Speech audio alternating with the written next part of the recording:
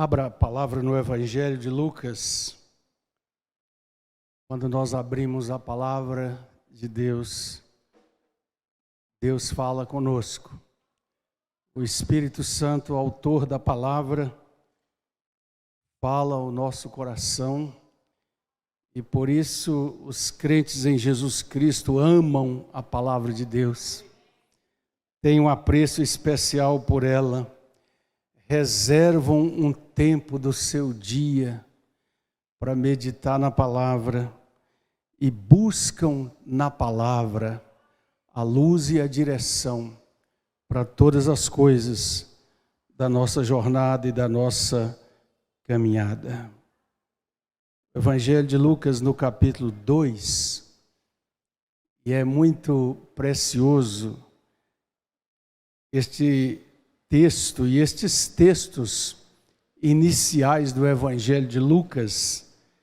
É uma palavra muito adequada para refletirmos nesse tempo em que vai se aproximando a comemoração do Natal, para que possamos nos lembrar dos acontecimentos tão tremendos, tão especiais, tão extraordinários que Lucas nos traz, revelados pelo Espírito Santo de Deus, do que aconteceu naquela movimentação intensa de anjos, de profecias se cumprindo, de coisas tremendas e sinais tremendos na terra e no céu, mostrando que chegara o tempo, a plenitude dos tempos, quando o Deus vivo e eterno visita esse mundo na pessoa bendita do seu Filho.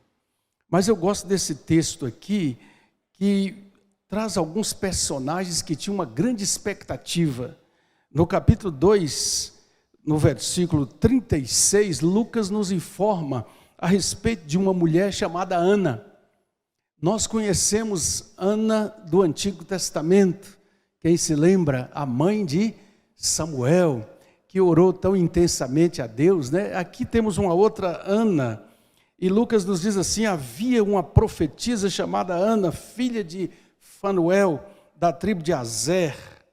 Essa mulher era avançada em dias, era bem idosa. Ela vivera com seu marido 7 anos depois, desde que se casara, e ela ficou viúva. Era uma viúva de 84 anos. E a respeito de Ana se diz que ela não deixava o templo. Mas o que ela fazia? Olha para o texto. Ela adorava noite e dia em jejuns e orações. Você já pensou o que é isso? E às vezes eu leio algumas histórias assim de personagens bíblicos e penso: Senhor, tem misericórdia de mim. Porque como esta mulher, noite e dia, adorava. Tinha o seu tempo de jejum, de oração, de meditação, porque ela recebeu um encargo específico de intercessora, uma oportunidade, um privilégio. E ela chegou naquela hora. Que hora? Você leia o texto anterior, que os pais de Jesus levam o bebê para consagrar no templo. E antes Lucas nos fala de Simeão, outro idoso que esperava. E que ao tomar aquele menino nos braços, diz para o Senhor: Senhor, já estou pronto para partir. Meus olhos viram a salvação de Israel. Mas Ana chega naquela hora e dava graças a Deus. E falava a respeito do menino a todos que esperavam a redenção de Jerusalém. Ana, queridos e queridas, é um exemplo precioso de intercessora, de alguém que ora pela prevalência da palavra de Deus, do poder, da graça de Deus na vida da igreja, no ministério do Evangelho. Eu louvo a Deus porque nós temos intercessores e intercessoras nesta igreja que têm se preocupado em estar na brecha da oração. Eu não quero dizer que constitui uma categoria especial, não é isso. Eu sei que todos nós, todos os crentes oram. Aliás, ninguém pode ser crente sem orar. Porque quando você ora entregando a sua vida para Jesus, você é o caminho pelo qual nos tornamos cristãos, não é verdade? Mas nós precisamos deste movimento de súplica. E eu acho interessante porque diz o texto aqui que Ana, a oração que ela faz nessa hora é uma oração de gratidão. Gratidão. Nós estávamos orando ali antes de começar o culto e a irmã Tânia nos lembrou que começa hoje, à meia-noite, o movimento de clamor e oração. E o desafio é para todos nós, para aproveitar esse dia de feriado amanhã, sobretudo para agradecer, para louvar a Deus. Agradecer, gratidão, tempo de gratidão. Tempo de gratidão. Nós tivemos um culto aqui maravilhoso, abençoadíssimo na quinta-feira. Devia ter aqui uns 200 meninos e meninas, né, Fred? Com seus pais, formatura do Biomáximo, a turma que está concluindo o 9º ano, a turma mais nova. E me surpreendeu a quantidade deles aqui. E eu disse, é maravilhoso darmos graças a Deus, porque foi o primeiro culto em ação de graça, recebendo formandos depois da pandemia. Então nós estamos voltando, glória a Deus. E nós precisamos agradecer. Nós não sabemos muita coisa com relação ao futuro, com relação ao amanhã. E Jesus falou que não é para preocupar com isso, né? É para estar no dia de hoje agradecendo a Deus a bênção da sua graça sobre nós. Então, costuma-se fazer o relógio de oração, foram pedidos os nomes, mas não se importe se você não pôde entrar oficialmente lá. Separa amanhã, meia hora, o pedido é meia hora. Meia hora, com a palavra nas mãos, vai para um lugar tranquilo, no seu quarto, em casa, não sei onde você vai estar, e ore a Deus, agradeça a Deus. Manifeste gratidão por tudo que o Senhor tem feito. Você já experimentou agradecer a Deus por uma dor e um sofrimento? E pastor, aí também fica mais difícil, né? Há um hino precioso, né, cantado pelas gerações de cristãos. Graças dou por esta vida, pela cruz e o sofrimento, e o consolo que é sem par, pelo dom da eterna vida, sempre graças hei de dar. Às vezes, nós somos chamados a uma dimensão de dar graças a Deus. Eu vejo o apóstolo Paulo falando aos coríntios que ele precisava continuar em Éfeso, porque abrira-se uma grande porta e havia muitos perseguidores. Havia muitos perseguidores. Ao invés de ele dizer, eu tenho que ir embora, não, eu tenho que ficar. E orem por mim. Oração. Vamos orar um pouquinho agora por esse movimento, para que Deus nos dê essa graça amanhã de fazer isso. Nos lembre de gratidão. Eu sei que alguns, mesmo sendo feriado, vão trabalhar, não é? Mas aqueles que estiverem em casa terão mais possibilidade ainda, ou estiverem em algum lugar, numa roça, melhor ainda, né? Olha para as flores, olha para os pássaros, olha para o céu, olha para a chuva e agradeça a Deus.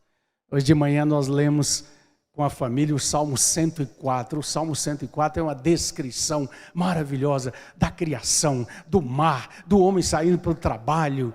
E o Salmo 104, eu dizia para a turma, tem uma afirmação tremenda: envias o teu Espírito e assim renovas a face da terra. Eu disse, essa palavra está dizendo, toda vez que você vê uma florzinha brotando, toda vez que você vê formiguinhas correndo por ali, todas as vezes que você vê flores, lembra que há uma obra do Espírito Santo de Deus renovando a face da terra, um ovo eclodindo, milhares de alevinos povoando os rios de peixes. Apesar de tudo, Deus continua preservando e mantendo todas as coisas.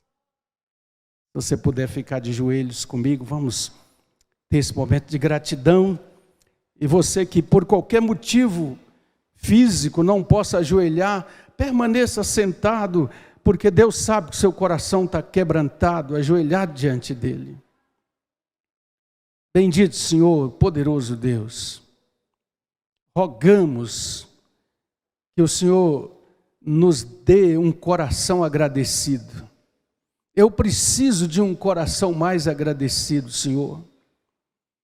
Eu preciso da Tua graça para me queixar menos, para fazer aquilo que a Tua palavra diz, em tudo dai graças. E nós queremos, como igreja, prostrados diante do Senhor, agradecer por esse movimento de oração que já começa na passagem do dia de hoje para amanhã e amanhã todo dia. Que o Senhor levante muitas e muitas ações de graças. E que, ó Deus, nós experimentemos aquela alegria que o Senhor diz que os corações agradecidos recebem pela bondosa misericórdia do Senhor. Repreende a ação do inimigo que quer nos levar ao queixume, à reclamação, à insatisfação. Oh Senhor, queremos continuar aprendendo a viver contentes em toda e qualquer situação, porque todas as coisas podemos em Cristo que nos fortalece. Oramos como igreja, agradecemos o bem que o Senhor nos tem feito, a chegada na expectativa de mais um ano que vai ser concluído, tudo debaixo do poder da Tua mão, em nome de Jesus. E o povo de Deus diz, amém, diga: Senhor, me dá um coração cheio de gratidão. Senhor, eu quero um coração cheio de gratidão. E a gente começa a ter isso pela prática. Muito obrigado, esposa. Muito obrigado, marido. Olha, você lavou os pratos. Muito obrigado. Muito obrigado. Que café da manhã que tá bom. Gratidão começa nas pequeninas coisas. Nas pequeninas coisas. E nós vamos crescendo nisso para a glória do nosso Deus. Você que está em casa também, que Deus possa te conceder essa perspectiva de gratidão no coração para toda a caminhada. E continuamos convidando você para vir, para participar da comunhão em Cristo Jesus através dos cultos da igreja. Você que está fora, que está viajando, que está aproveitando o final de semana prolongado, não se esqueça também que onde nós estamos ou estivermos é o lugar de prestar culto ao nosso Deus. O privilégio da igreja reunida é muito especial, mas o culto a Deus é prestado em todo e qualquer lugar. E onde a igreja está presente, através daqueles que fazem parte do rebanho de Cristo Jesus, devem estar prontos para cultuar em espírito e em verdade. Estamos meditando sobre convicção, necessidade de que nós cresçamos em convicção, certeza pessoal no nosso coração, para podermos atravessar os tempos, a caminhada, a jornada da fé. 1 Coríntios capítulo 16. 1 Coríntios capítulo 16.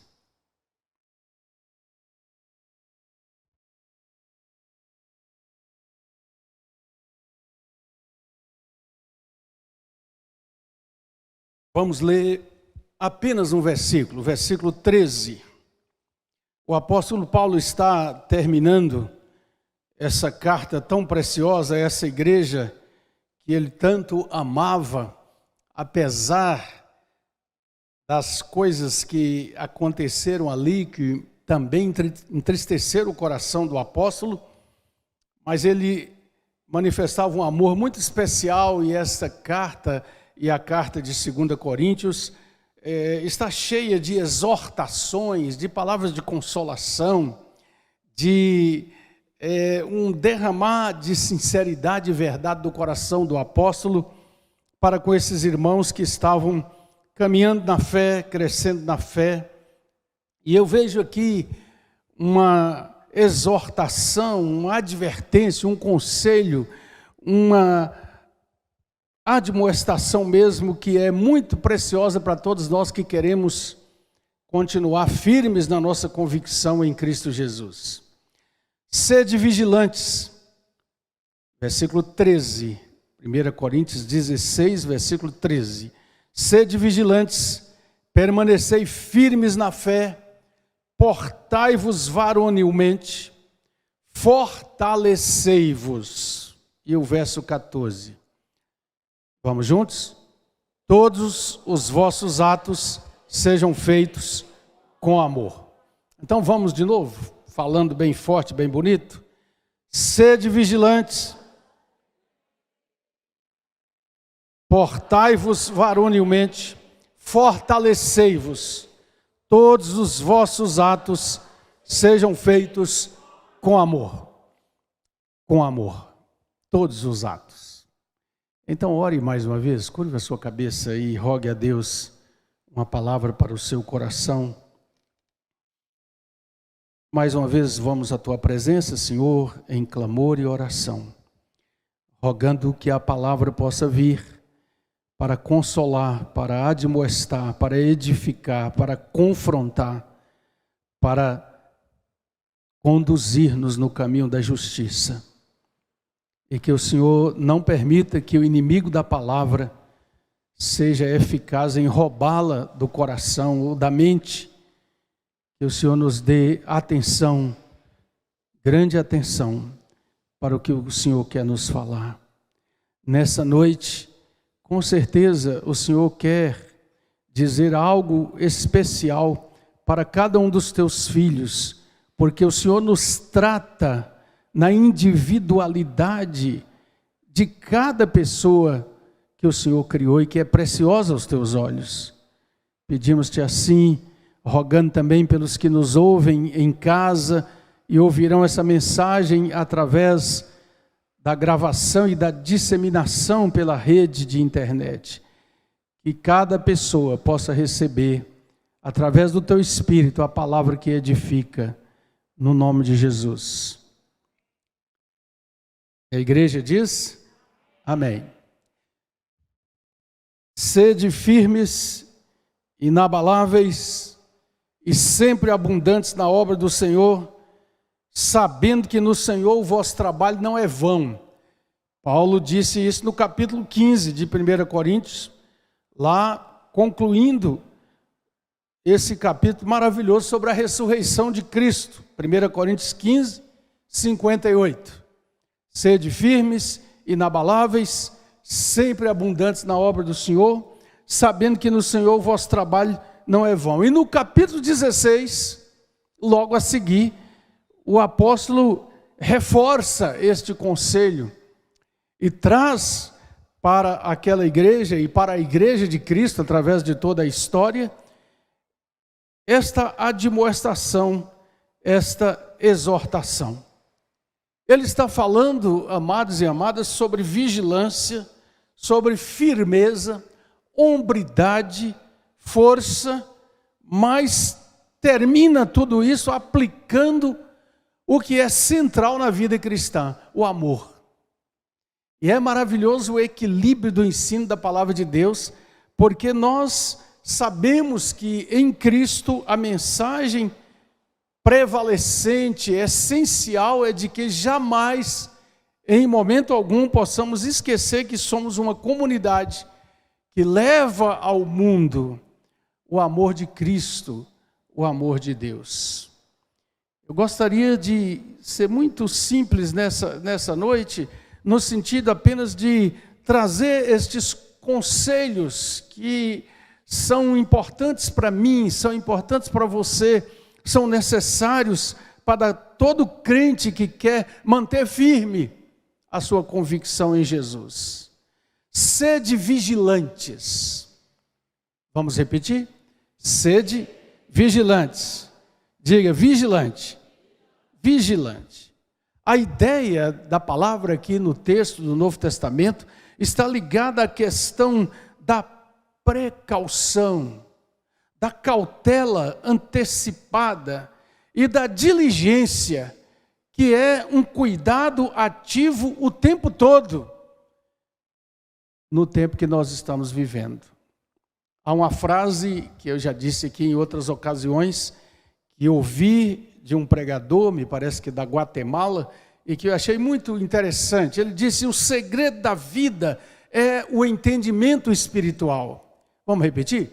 O segredo da vida é o entendimento espiritual. E o entendimento espiritual é saber que nós vivemos em um mundo onde a realidade da obra de Deus, do exército de Deus, da atuação divina está presente, mas também a realidade de que o exército do mal, de que o diabo e seus anjos caídos também estão presentes. Portanto, sede vigilantes. Eu gosto do texto da história de Davi, que toda criança, nós que tivemos o privilégio de vir para a igreja quando criança, aprendemos, né? Davi e o gigante Golias, e tantas músicas e tantos teatros sobre isso, né? E realmente é maravilhoso ali, mas eu até desafio você a ler de novo essa semana para você procurar o que eu vou te dizer.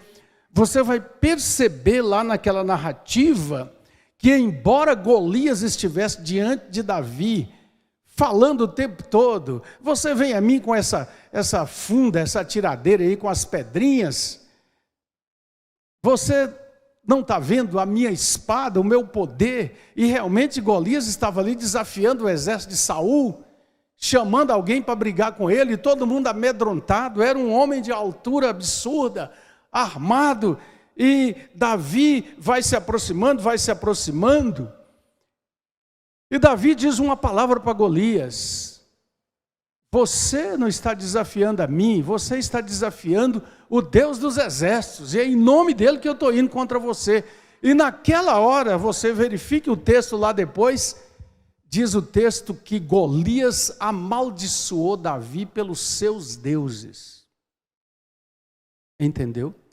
Significa que também Golias, naquela hora, começou a perceber que a batalha precisava de uma dimensão espiritual, mas aí já era tarde demais.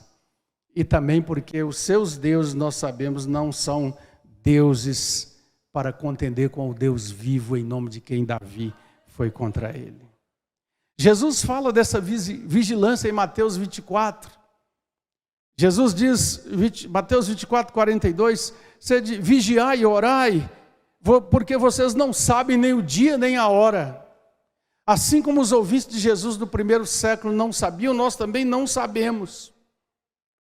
O irmão Fred, na sua mensagem aqui quinta-feira, eu me lembro bem, que ele falou com os meninos aqui sobre essa questão do tempo, de nós absolutamente ficarmos aí despercebidos das coisas e não sabemos que não só há o tempo previsto da intervenção e da consumação de Cristo vindo para agora o juízo e a consumação de todas as coisas, mas o tempo de nós irmos até Ele. Ou seja, todos nós compareceremos perante o tribunal de Cristo. Eu sempre penso, como naquele acidente recente, aquelas 5 pessoas naquele avião, será que ao sair para viajar, ao menos cogitaram que aquele seria o último dia de suas vidas? Mas nós sabemos que é assim mesmo. Então nós precisamos compreender que somos tão falíveis, tão passageiros e tão transitórios como qualquer outro, porque vivemos em um mundo que se tornou profundamente marcado pelo mal e pela precariedade. Você tem algo que caracteriza a vida humana, é a precariedade de todas as coisas. E é por isso que o apóstolo Paulo, em Efésios 6, quando ele fala da natureza da batalha espiritual, ele diz que nós devemos estar orando no Espírito Santo e vigiando com toda a perseverança o tempo todo. Nós precisamos estar vigiando contra o mal, nós precisamos estar sendo vigilantes para as oportunidades que Deus coloca diante de nós e também para não nos desviarmos da simplicidade do Evangelho o tempo todo. Sede vigilantes.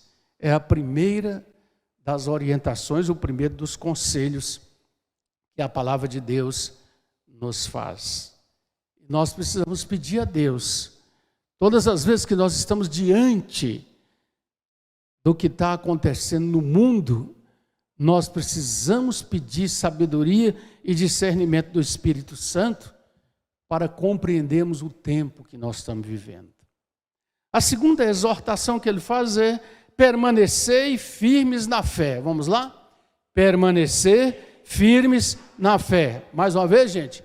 Permanecer firmes na fé. Que tipo de fé ele está dizendo aqui? O que é fé no contexto dessa palavra? Permaneceis firmes na fé. Talvez uma das palavras mais distorcidas de todos os tempos, né? É fé. Nós ouvimos falar de fé sendo abordada das mais diferentes maneiras. Às vezes colocado como algo que é alguma coisa que você obtém por muito esforço, por muito treinamento. Aliás, nós vivemos o tempo em que a mídia e toda a academia do nosso tempo propõe que tudo pode ser aprendido, tudo pode ser desenvolvido, 10 passos para isso, 5 técnicas para aquilo e tudo mais, não é? Mas quando o apóstolo Paulo está se referindo à fé, ele está se referindo ao Evangelho, a todo o conteúdo precioso do Evangelho de Cristo, da palavra de Deus, a toda a história que está por trás da revelação bíblica, a tudo aquilo que Deus fez no tempo e na história, consumando em Cristo o tempo da graça e os tempos finais definidos pela sabedoria de Deus. Ele está dizendo permanecer firmes na fé, porque, de fato, lá no primeiro século já estava acontecendo, havia e há o perigo da deserção. Quando o apóstolo Paulo está escrevendo a Timóteo, ele vai dizer de gente que andava com ele, que viu os milagres de Deus acontecendo naquelas viagens missionárias pelo mundo greco-romano, as coisas que Deus fez. Mas você vai ver Paulo dizer, olha, Demas me desamparou, amando o presente século. Já naquele tempo, nós vimos falar da corrupção do princípio do Evangelho, do gnosticismo, que trouxe uma filosofia para iludir as mentes das pessoas, das ideias que já começaram a nascer. Não, Jesus Cristo não veio realmente em carne, não, Jesus Cristo não morreu, houve um substituto, porque Deus não poderia morrer na cruz. Então já havia todas essas coisas ali. Meus irmãos, na verdade a grande batalha é pela verdade. É a grande batalha do tempo que nós estamos atravessando. Aliás, o próprio conceito de verdade já está sendo totalmente distorcido e você começa a ouvir por aí, conversando certa vez com universitários, e eles disseram, pois é, mas cada um tem a sua verdade. E esta realmente é a perspectiva dos ensinos hoje do mundo, mas nós olhamos para essa palavra eterna, e a nossa resposta à pergunta que Pilatos fez e Jesus não respondeu para ele, é um outro contexto ali, não é? Porque estava patente diante dele, Jesus conhecia o seu coração. O que é a verdade? O cristão bíblico evangélico diz: Jesus Cristo é a verdade de Deus, porque Ele é o único que teve a autoridade, o poder de dizer e continua dizendo: eu sou o caminho, a verdade e a vida, e ninguém vai ao Pai a não ser por mim. Cristo, a verdade eterna. Alguém me lembrava um dia desse, de um programa de rádio, que a gente fazia na Rádio Educadora, todo domingo de manhã, muito tempo atrás, ainda existia aqui só a primeira igreja presbiteriana. E o nome do programa era Cristo, a verdade eterna. Cristo é a verdade eterna. Ele é a rocha firme e permanente. Ele é o fundamento no qual nossa fé está firmada. E nós precisamos permanecer firmes na fé, pela sua graça e misericórdia. Foi o pensador e escritor cristão Chesterton, inglês, que disse certa vez uma coisa interessante: há muitos ângulos em que você pode cair, e um único ângulo em que faz você ficar de pé. Você sabia disso? Existe apenas um ângulo que pode fazer com que a gente fique de pé. Nós ficamos de pé sem pensar nisso.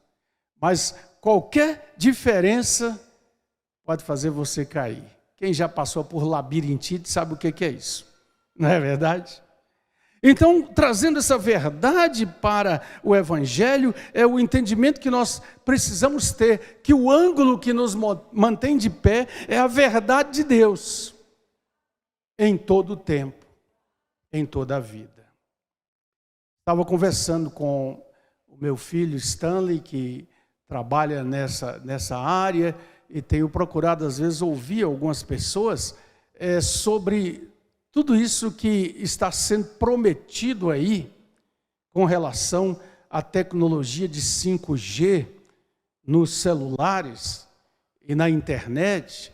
E é claro que sabemos que há muita especulação e tudo mais, mas há uma expectativa das pessoas de que isso vai mudar radicalmente o mundo, a maneira de viver, que vem aí agora a internet das coisas, que você vai interagir com sua casa, com seu carro, que os carros já estão sendo testados para andar na rua sem motorista e tudo mais. E no meio de tudo isso, às vezes a gente costuma ser assediado por um pensamento: mas como fica o que Cristo diz, o que a palavra de Deus diz? O que eu e você precisamos entender é que essa verdade é imutável.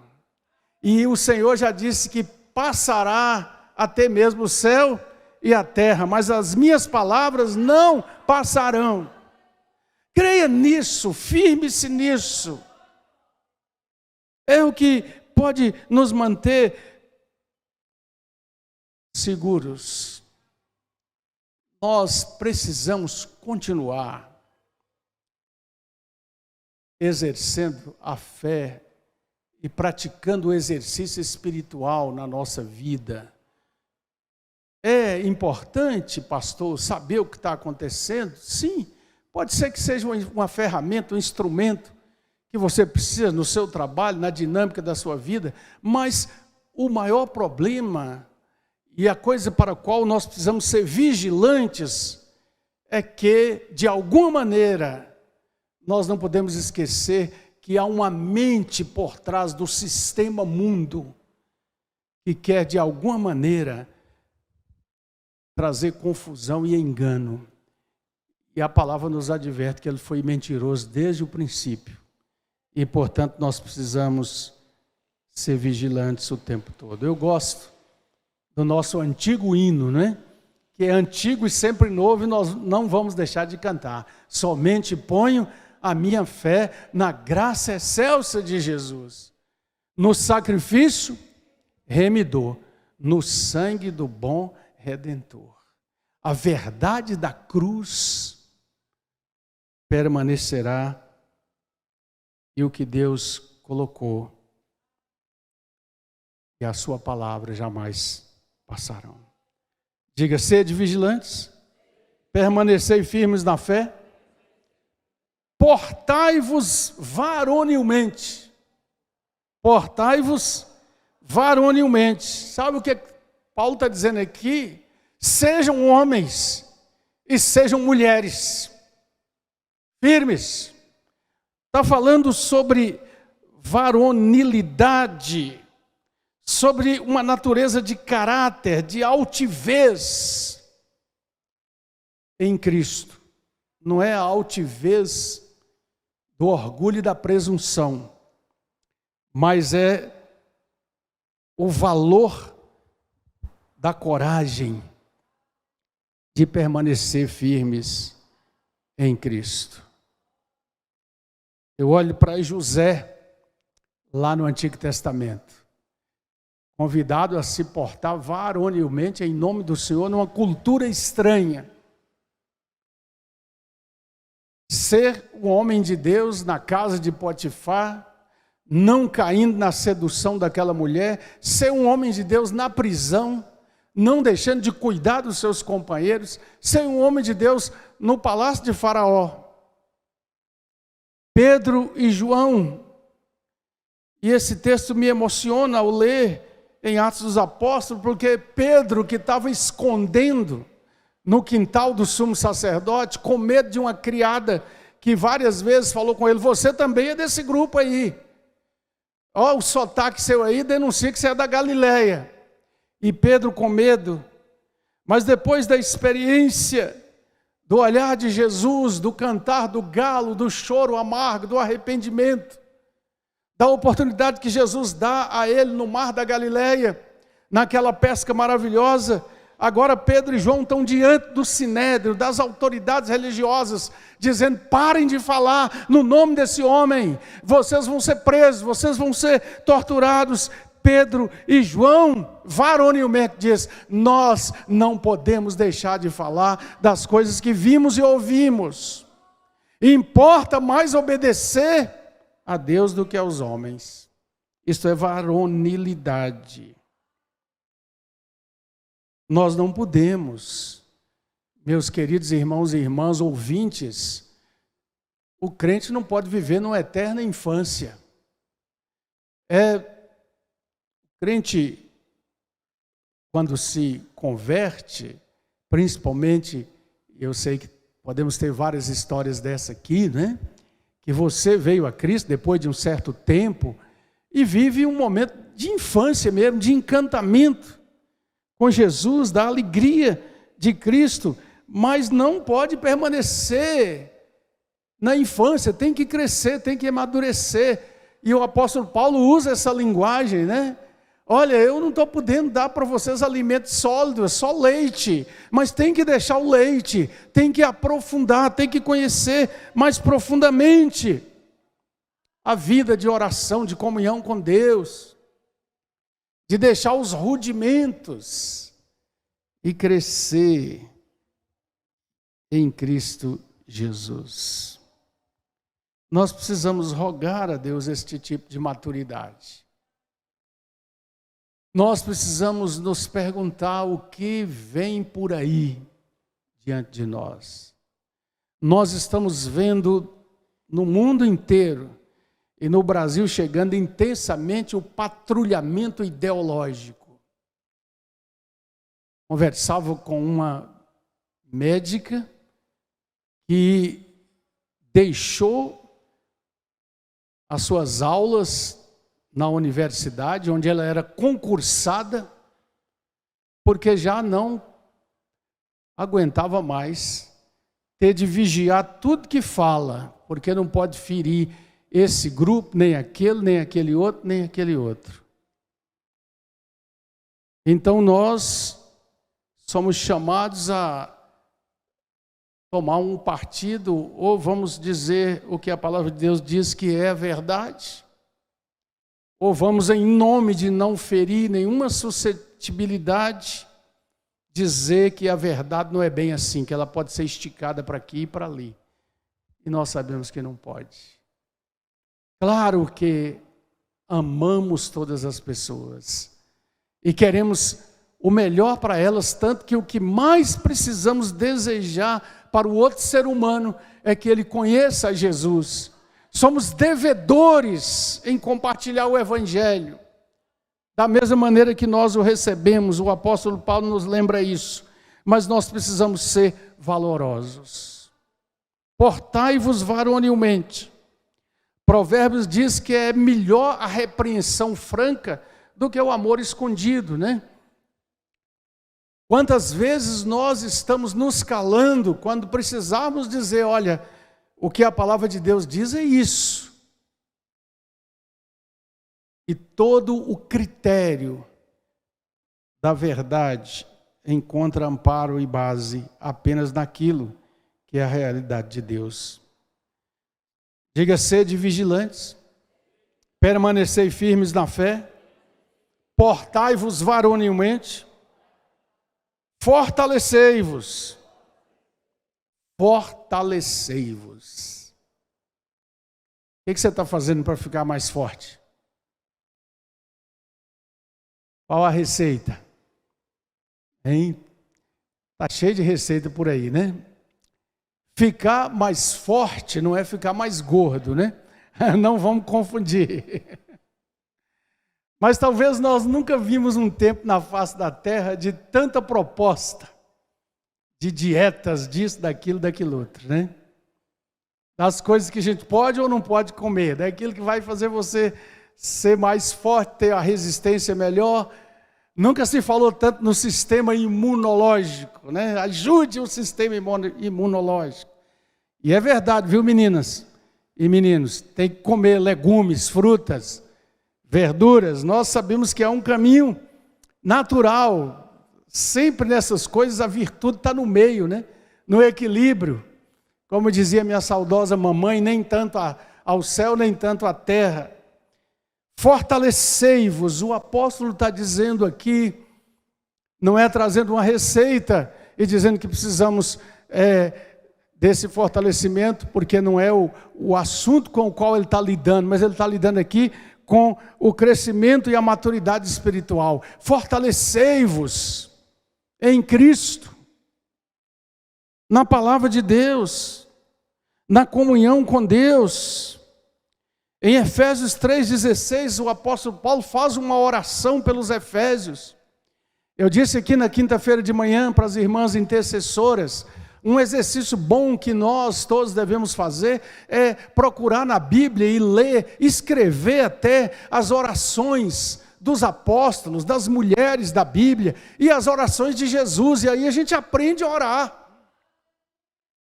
Porque são orações que nos conduzem ao cerne mesmo, à essência mesmo da oração. E em Efésios 3,16, Paulo fala assim: eu estou orando, Efésios, para que segundo a riqueza da sua glória, Ele vos conceda que vocês sejam fortalecidos com poder. De que maneira? Mediante o Espírito Santo atuando no homem interior, dentro de nós. Um fortalecimento que nos conduz à compreensão maior da verdade de Deus. Eu já disse aqui, e é sempre bom a gente às vezes repetir as mesmas coisas, porque eu preciso aprender, você precisa aprender, amém? Mas eu gosto da colocação do John Stott, quando ele fala dos 4 dons que Deus deu à sua igreja, 4 dons para encorajamento da igreja. E ele diz, o primeiro é a mente cristã, o segundo, a Bíblia, a revelação, o terceiro, o Espírito Santo, e o quarto, a comunidade da fé. São 4 coisas que nós precisamos o tempo todo para fortalecer. São 4 ingredientes que era bom estar no café da manhã, no almoço e no jantar. A mente cristã, uma mente renovada, uma mente que pensa de acordo com a revelação de Deus, o propósito de Deus, as coisas de Deus que desde a infância a gente vai aprendendo. Uma mente que está voltada para a compreensão espiritual. O segredo da vida é o entendimento espiritual. Eu já tive a oportunidade de me encontrar e conversar com gente que passou por todos os níveis de preparação acadêmica, terminou doutorado, e eu fiquei impressionado, a ignorância a respeito dessas coisas básicas que quantos analfabetos eu conheci, como o saudoso irmão Manel Rodrigues aqui do Renascença, que tinham uma sabedoria e uma iluminação espiritual maravilhosas, obra do Espírito Santo de Deus. Eu visitei uma vez com o irmão Reginaldo, um empresário, num dos lugares mais nobres, de riqueza mesmo, em Belo Horizonte.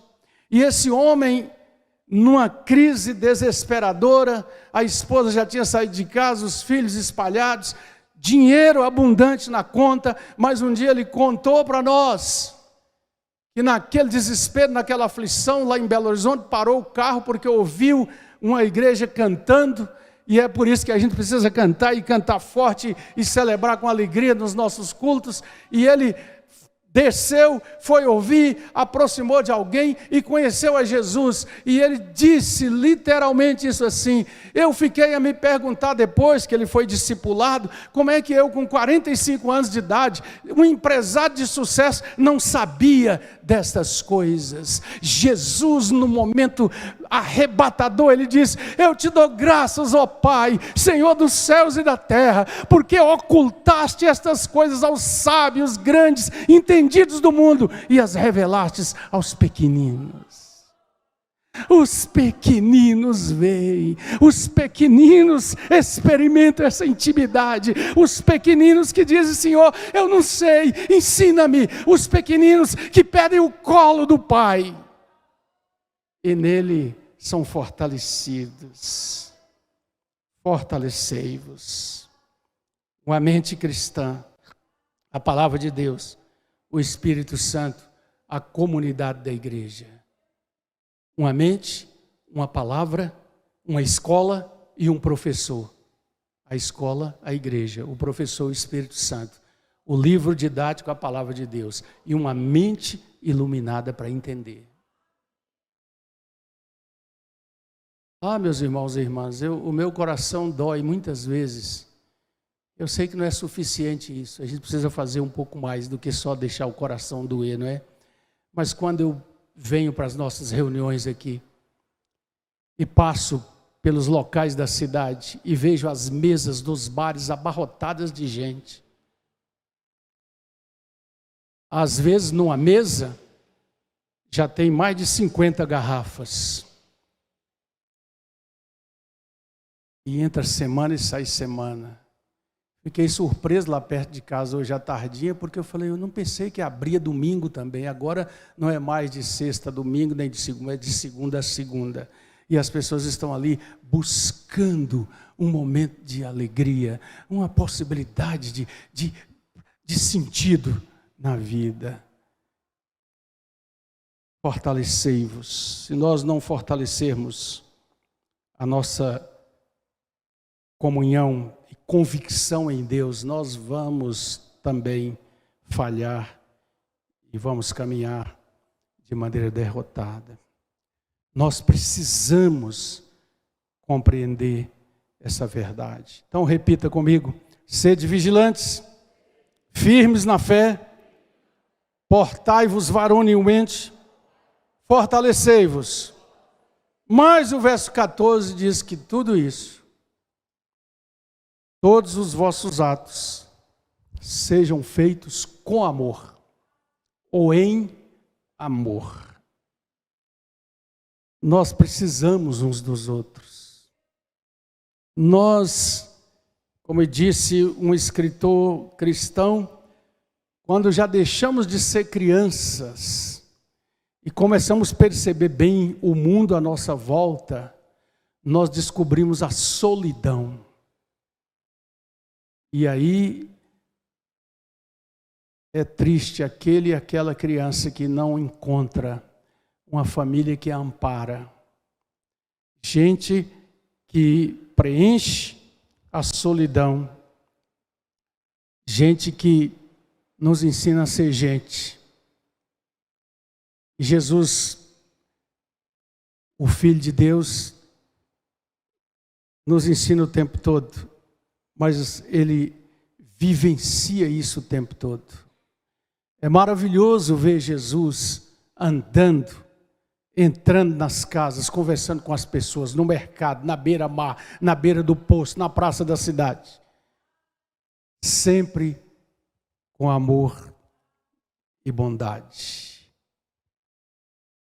Tudo o que vocês fizerem, façam com bondade e amor. Há um caminho mais excelente. 1 Coríntios 13, quando o apóstolo vai falar sobre o amor, a dimensão do amor de Deus, mas o verdadeiro amor, o vero amor, é uma manifestação também do fruto do Espírito Santo. Jesus é o amor em plenitude, e quanto mais nos aproximarmos dele, mais entenderemos, mais perceberemos o significado do grande amor de Deus. Aqueles que caminharam com ele mesmo nos momentos mais difíceis da humanidade, nos momentos em que o ódio, a separação, o racismo, a classificação das pessoas em classes, a ideia de desprezo para com o pobre, o ignorante, o que não teve oportunidade, nos momentos em que as nações foram sacudidas pela face negra, horrenda e terrível do nazismo, da eugenia, da busca de classificar seres humanos, considerando-os indignos e inferiores, nós encontramos pessoas como o pastor, o reverendo Martin Luther King, e entrando naquela causa com todo o seu vigor e com toda a sua vida, ele disse: eu decidi me entregar ao amor, porque o ódio é um fardo pesado demais para carregar. E é mesmo. E é mesmo. Todas as vossas obras sejam feitas em amor. Vigilância, firmeza, hombridade, força, mas amor o tempo todo. Não podemos dissociar o amor de nada que nós fazemos. O trabalho, cada vez mais difícil, mais pesado, muitas vezes. As coisas que muitas vezes nós envolvemos durante o tempo, durante a semana, durante as atividades, nós precisamos pedir a graça de Deus para que não falte o amor. E nós possamos receber do Espírito Santo esse dom que vem dele. Já contei para vocês aqui a história que Stanley Jones, o missionário da Índia, conta. Eu vou repetir porque alguns podem não ter ouvido, né, para aplicar isso.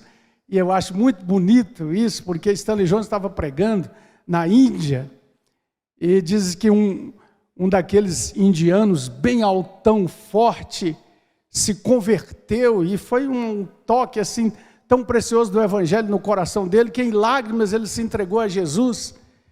E o Stanley Jones disse que ele passou a acompanhar Stanley Jones e os missionários, que eles iam fazer aqueles cultos na praça. E um dia eles estavam lá fazendo culto, cantando, e aproxima-se um bêbado, e o bêbado começa a fazer aquela perturbação. E aquele indiano altão, convertido ali, carregando o som, aquele negócio todo, quando ele viu o bêbado, ele foi lá, tirou a sandália e deu uma sapatada nas costas do homem.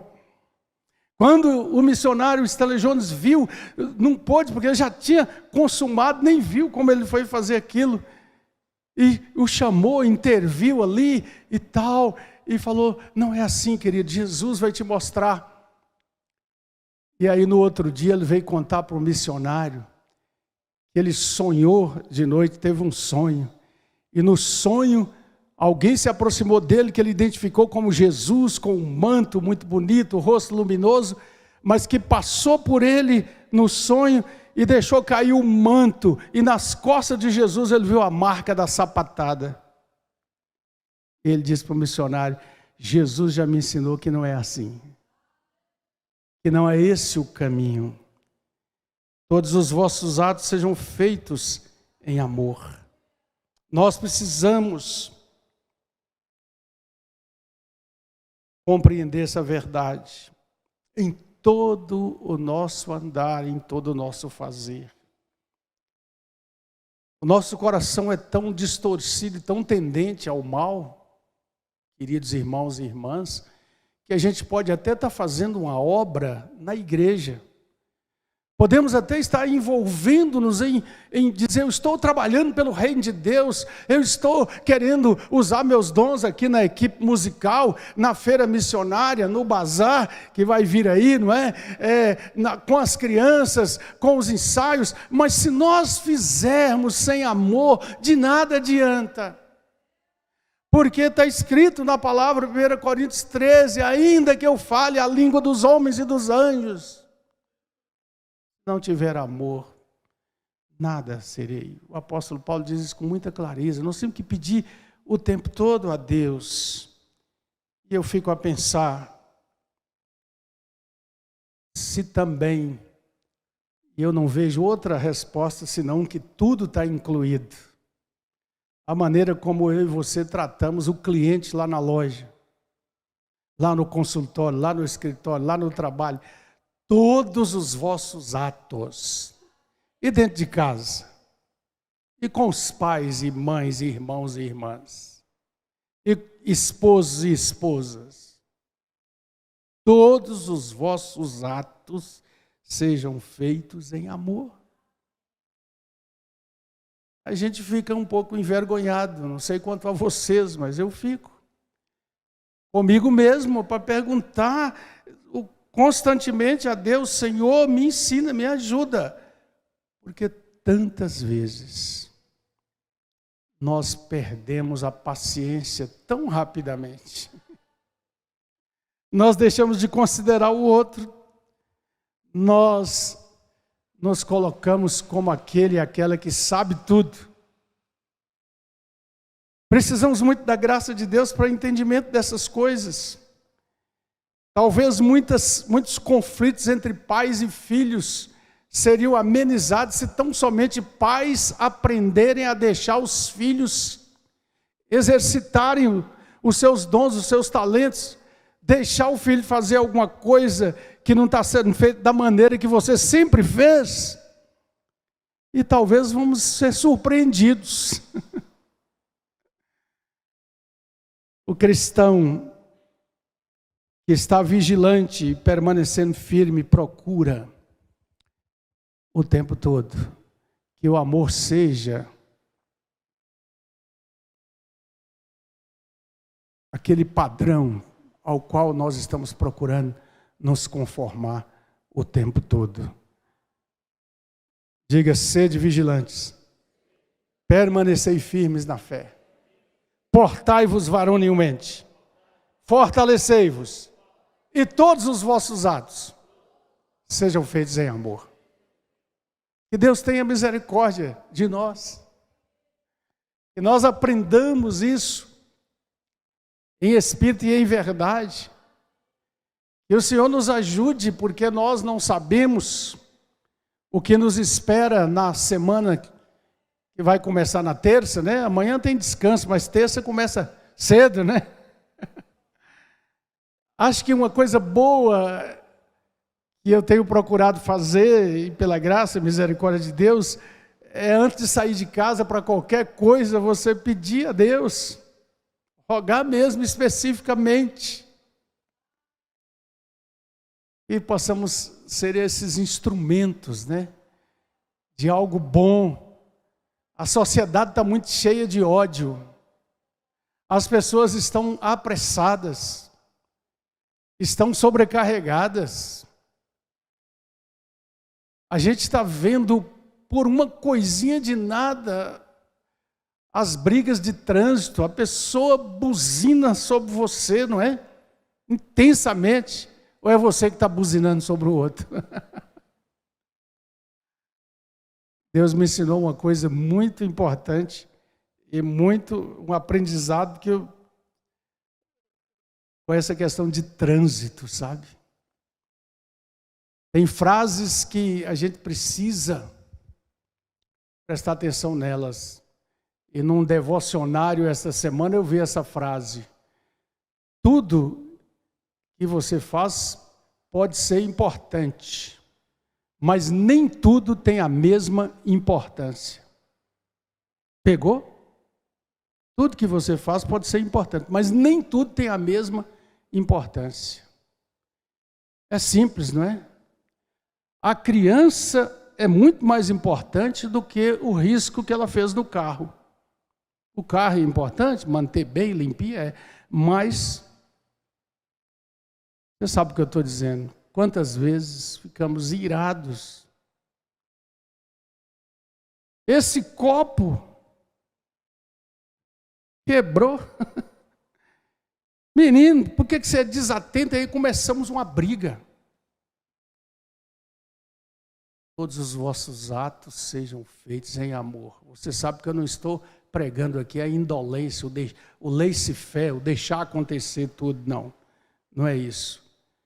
Mas quantas vezes as grandes brigas entre os casais estão começando e prevalecendo por coisas absolutamente desimportantes.